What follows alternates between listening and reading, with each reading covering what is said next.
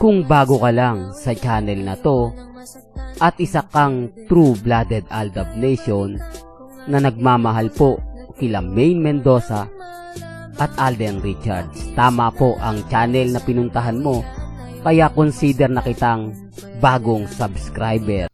Welcome back mga kaaldab. Ito na naman po ang inyong lingkod, si Mr. Destiny. At siyempre panibagong video, panibagong update na naman po tayo.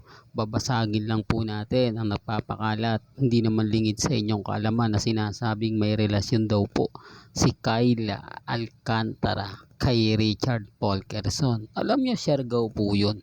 Kailangan pong gumawa ng mga bagay-bagay na sa tingin nyo po o sa tingin ng iba talagang makakatulong po sa Love Siargao ni Nadine Lustre at ni Alden Richards.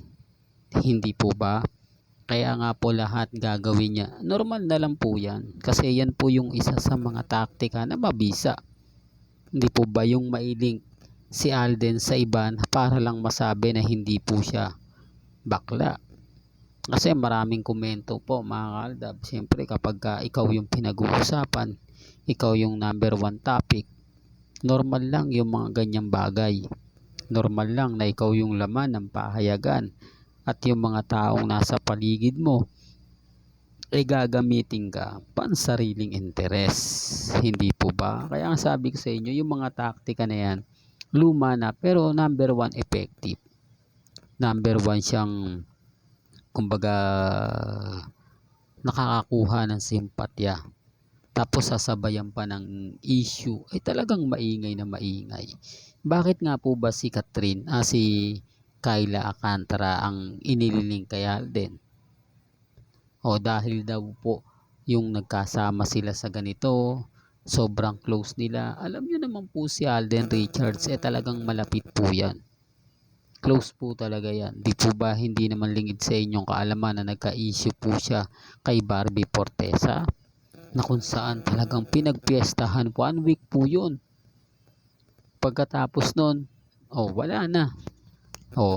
Ganyan po. Para lang po kasi masabi ng mga ilang kritiko o ilang mga fans ni Alden Richards na gustong-gustong makalink para wag tawaging bakla. Kailangan po nilang gawin yan. At kumbaga mas effective po raw yan kesa sa mga ibang issue.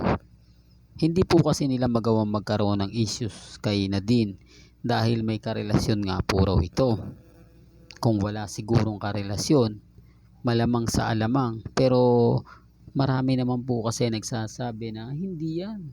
Hindi kung sakasakali man daw po na maghiwalay na yung karelasyon ni Nadine Lustre, maililink siya kay Alden, yung ibang mga tao medyo dumidistansya na. Hindi po ba? Kasi nga po nangyari yan sa Kat din. Nasaan na nga po si Kat din ngayon o si Catherine ngayon? Hindi po ba naging maingay lang po sila dahil nga po sa Hello Love Again? Pinag-usapan po sila dahil daw po sa pelikula, nagtrending po sila dahil din po doon. Pasensya na po kayo kung bakit paulit-ulit ko itong sinasabi. Gusto ko lang ipabatid po sa inyo o ipaliwanag na parang may mali. Parang ginagawa lang po nila to dahil lang po may bagong Love Siargao, sina Nadine Lustre at siyempre si Alden Richards. Kasi sa akin po mga kaaldab, lumang taktika na yan pero mabisa pa. Kaya nga po nababasag ko sila Kaya lang siyempre kapag nabasag ko sila, abay sari-sari na pong kwento yung lumalabas. Sari-saring mga pahayag na po na hindi na po natin control o gusto nilang makontrol o sila na po talaga yung gumagalaw. Di po ba? Pero siyempre mas marami pa rin pong nakikinig at sumisimpatya kay Mr. Destiny na natutuwa naman po ako. Kaya lang siyempre kapag ka natutuwa sila o maraming natutuwa sa atin, marami rin po ang naiinis. Gaya ngayon nung hindi ako nakapag-update, nabasa nyo naman po siguro yung mga komento kung ano-ano po yung mga binabato sa akin, kung ano-ano po yung mga sinasabi sa atin. Pero tanggap natin yan. Diba? Hindi na tayo nakikipagtalo pa diyan, hindi na natin o hinahayaan na lang po natin yung mga ganyan. Kasi yan ang bitter, hindi po ba? Wala silang kumbaga mabasag eh. Hindi nila tayo magawang durugin. Dahil mas marami pa rin yung sumisimpatya sa akin. Marami pa rin po nagtatanggol sa akin. Doon pa lang may mali na eh. Doon pa lang masasabi nyo na, oo nga Mr. Destiny, may punto yung mga pahayag at sinasabi mo. Kaya lang siyempre sa mga bagay-bagay na ganito, di po ba, na ininiling ko na naman si Alden tapos ganyan. Pansin nyo yung mga galawan ni Richard Polkerson. Parang bitin. Di po ba? Yung mga galawan naman ni Mengay talagang swabing swabe. O, tapos siyempre yung weekend, pabor na pabor po sa fandom yon. Family weekend, may makikita hindi. Taping si Alden. Bakit hindi sila makapaglabas ng mga ebidensya at resibo na makakakuha sila ng simpatya? Resibo na kumbaga hindi pong mapapaniwala nila yung mga sumusuporta sa kanila. Samantalang si Mr. Destiny, kasino lang naman yung mga update natin, mga post natin, di po ba bali wala rin, normal na normal lang. Yan ang sinasabi ko, mga kalda. Pero siyempre wala po ako sa posisyon para ipilit yung gusto natin. Wala po tayo sa posisyon para sabihin na ganito ganyan. Basta ako, mga kalda, kung ano po yung mga nababasa ko, napapakinggan, napapanood, doon lang po tayo. Ngayon di naman sila makakuha ng mga update na pumapabor po sa Armin. Hindi rin sila makakuha ng mga update na pumapabor po kina Catherine Alcantara at kay Alden Richards. Bagamat maraming video yung kumalat, pero same din po yun. Ang ibig kong sabihin, pinatrending lang po nila. Pinahype lang po nila. Na same din po kina Alden Richards at Barbie Fortesa. Kaya tanong ng iba, ano nga po ba yung pagkakaiba? Na kapag tinanong po si Alden Richards, ang laging sinasabi at paulit-ulit na single siya. The real talk to. Tapos kung magkakaroon man po ng issue kay Nadine Lustre at kay Alden, medyo hindi na rin po magkiklik.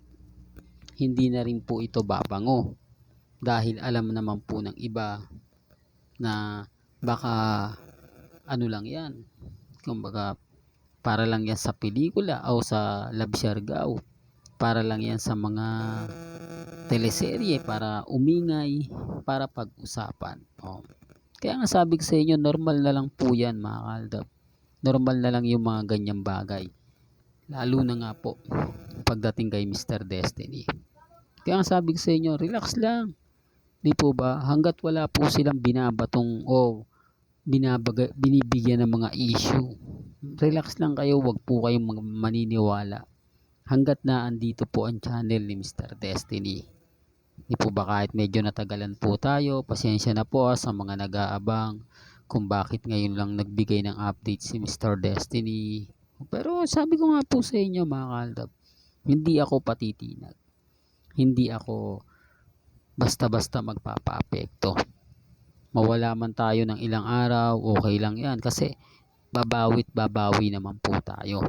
Babawi tayo pag dumating yung tamang pagkakataon, mga kaaldab, na makabalik yung channel natin. Kaya relax lang sa mga mamis dyan, sa mga tita, sa mga senyor na sumisimpatya po at naniniwala kay Mr. Destiny. Mabuhay po kayo hanggang gusto po ninyo. Wala pong iwanan. Hanggang sa huli, aldab po tayo. Ano man po yung mga napapakinggan nyo at nababasa patungkol po sa akin, wag po kayong basta-basta maniniwala. Dahil ako po mananatiling Aldab Nation hanggang sa huli. Real talk yan, mga Aldab. Well, hanggang dito na lang po. ang ating latest updates. Kaya kung gusto nyo pa po ng pinaka-latest at sariwang update, abay tumutok lang po kayo dito po sa channel ni Mr. Destiny para updated kayo sa mga bago at sa mga latest na i-upload po natin maya maya lang. Hanggang sa muli, salamat po sa panonood at pakikinig.